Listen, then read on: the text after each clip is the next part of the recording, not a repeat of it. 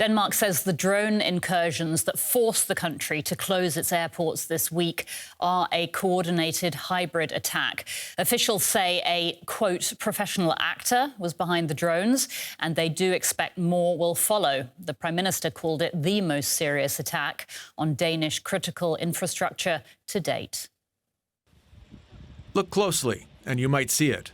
A suspected drone caught flitting and floating about as though playing with authorities. Lights turning on and off, a witness said, above the Aalborg airport, which also serves as a military airport.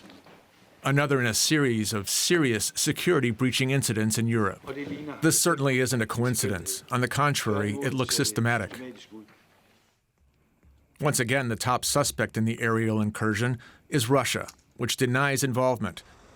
Drone and cyber incidents, especially affecting airports and widely believed to be Russian in origin, date back to 2017. The most recent, the September 10th incursion of drones into Poland that forced several airports to close. On the 20th, a cyber attack at airports in Berlin, London, and Brussels. 2 days later, drones flew over Copenhagen, prompting airport shutdowns. Oslo's airport also shut after a drone was seen there. And last evening, the drones seen near Denmark's Aalborg airport reportedly followed a similar pattern to those over Copenhagen 2 nights before, although investigators have yet to find evidence that they're connected. We're not yet at a point where we know for sure who's behind it, but everything indicates that it's a professional actor when it comes to such a systematic operation in so many locations, almost simultaneously. This is what I would define as a hybrid attack with different types of drones. Beyond the Danish authorities, there is growing concern among Danish air passengers. I think it's disturbing. I don't really know what to think. Apparently, this is what we have to get used to.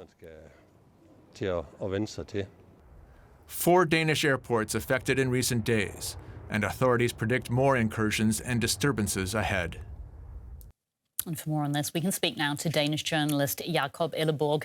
Jacob, we have heard Danish government ministers saying a professional actor is behind these attacks, which do seem to have exposed vulnerabilities in Denmark's defence. Can you tell us, what is the mood in Denmark like today after this second attack in just a few days? Well, I think it's one of a lot of insecurity. The press briefing you mentioned before has turned into a high-level security briefing, including the top notch of the Danish government. What is clear is that a way forward is needed, and fast. The mood amongst many Danes is one of alarm or great insecurity. We're not used to this kind of, if you will, military attention, and people feel very unsure about the way forward, I think. You mentioned the press conference earlier, which was aiming to provide some clarity, but clearly many questions still haven't been answered. Just to confirm, what is it that the authorities know for certain? Well, they say that it is a hybrid attack, and they say that a professional agent or actor is behind this attack. Whom, it's not clear, but of course, many fingers, if you will, point towards Russia. This has not been confirmed, but the assumption amongst experts and politicians as well is that Russia is one way or the other behind this, if you will, orchestrated provocation towards the Danes. It seems very much like that there's been, if you will, a security tit for tat between Denmark and Russia for weeks now, with the Danes, for instance, saying that they will buy long-range missiles as a defense, but they could also be used as attack. And Russia clearly not being very impressed by this. So the rhetorics have been quite hard. And this, I think the assumption is, should be seen as kind of Russia testing the waters towards what the Danish response will be, for instance, if critical infrastructure is targeted. And as part of this response, I mean, Denmark has reached out to the UN and NATO to discuss this issue. What kind of help or support might Denmark be asking for in this situation? Well, the criticism right now is that there was no sort of, if you will, systematic defense towards drones. We know, for instance, that Norway has that. Why was that not in place in Denmark? Yes, Denmark is investing in using billions of dollars in long-range missiles, but what about the critical infrastructure? I think the assumption is that Denmark will reach out to its allies. We know a German plane was spotted over Aalborg today, circling around Aalborg Airport. We don't know why, but I think it's clear that Denmark is reaching out to its friends in Europe for help and assistance. The big question, though, is what is the way forward for Denmark and for the government? Denmark has been playing hardball towards Russia to some extent, security-wise. But have we been ready for the response from Russia? Criticism from within the Danish system, from politicians and experts, seem to say we were probably not prepared for something like this.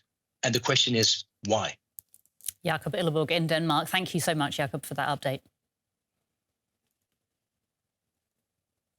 Now, other European countries have also been responding to the drone disruption in Denmark. Germany's defence minister, Boris Pistorius, says the incursions fit a pattern, and he is pointing the finger at Moscow. It's not a surprise, even if my Danish colleague Mette Eriksen can't say exactly where the drones come from, but there's a clear suspicion that it's Vladimir Putin's strategy, without knowing it exactly. It's everyday business already for us. We're not at war, but we're also not in complete peace anymore. We're being attacked hybridly, with disinformation campaigns and with drones entering our airspace. That's the reality we live in and what we deal with. Let's cross now to Yuri Rushetto, DW's Riga bureau chief, for the Russian perspective on this. Yuri, so the German defense minister there suggesting it's quite possible Moscow is behind these drone incursions. What would Russia have to gain from these kind of hybrid attacks? Well, Anya, the investigations are ongoing, but many experts say that if something looks like a cat, runs like a cat and meows like a cat, then it must be a cat. Probably the German defense minister means exactly that. In other words, yes, there is no direct confirmation yet, but there are many reasons to believe that these were Russian drones. What could Russia gain from this, you ask me? According to its own statements, Russia has long been at war with the West. In the Russian narrative, the West is the aggressor and not the other way around, with the West attacking Russia through Ukraine. In fact, there have also been attacks on Russia by Ukrainian drones in response to Russian attacks. Just yesterday, for example, the port of Novorossiysk on the Black Sea was attacked by Ukrainian water drones, which are unmanned boats. 2 people were killed. The Russians see such attacks as proof that NATO is waging war against Russia. At the same time, the Russians know that a real attack would look very different and could only follow in response to a real attack by the Russians. The question is, what is real? How far can Putin go? When will NATO respond militarily? These are questions that are difficult to answer in the case of so-called hybrid attacks, and Putin is using them to test NATO's resilience. So Putin is testing NATO. We have seen increasing numbers of these kind of drone incidents here in Europe. So the question begs to be asked, to what extent could this current situation escalate? Well, as I said, the Russians are still testing NATO. Shortly after US President Donald Trump yesterday described Russia as a paper tiger, Russian fighter jets approached Alaskan airspace. The US emphasizes that this has been happening more frequently recently. So we don't know if they were in Denmark, but we know that they were in Poland just recently. The Russian Minister of Defense has admitted to a massive incursion of the Russian drones into Polish airspace. At the moment, Putin is obviously testing NATO, and NATO is, I would say, also testing itself. Tomorrow, the major NATO conference will begin here in Riga, where questions such as the ones you are asking me should be answered. DW's Yuri Rushetto in Riga. Thank you so much, Yuri.